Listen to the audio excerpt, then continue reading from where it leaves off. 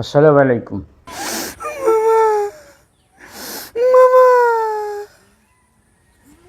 কানতে আছো কে তুই? মামা কি হয়েছে আমার বলবি তো, কানতে আছো কে? মামা দেখ কথা নাই বার্তা নাই, কানতে আছে, কি হয়েছে? মামা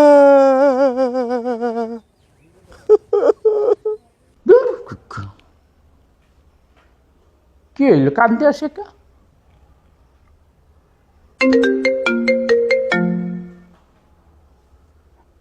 হ্যালো,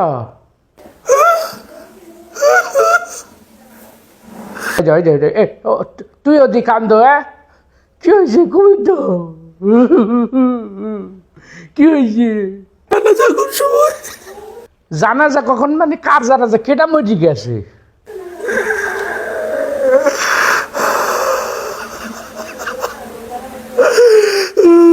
জানাজা কোন সময়?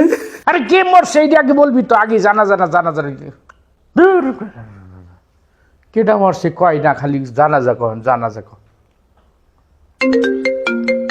মোজামিল এই সময় ফোন।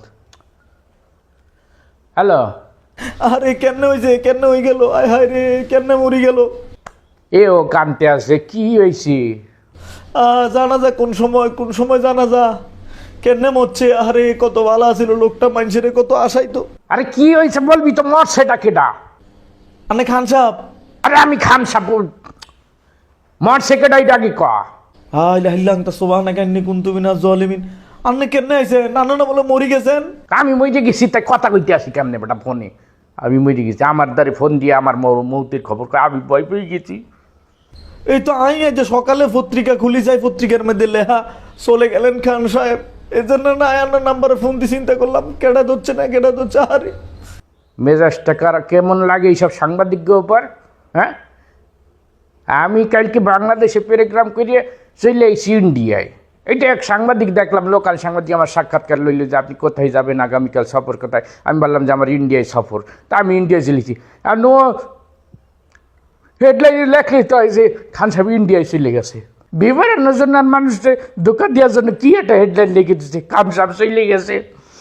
আত্মীয় স্বজন সব ফোন দিয়ে বলতে আছে আমি বইতে গেছি, আমার মরণের খবর আমার এই ফোন দিয়ে কয়। পত্রিকাওয়ালাকার খাইয়া কাম নাই তারা কেন এমনি তারা রিপোর্ট করে পত্রিকার একটা কথার সুন্দর মতো না কই ঘুরে গাড়াই কই মাইসের বিপদ হালা।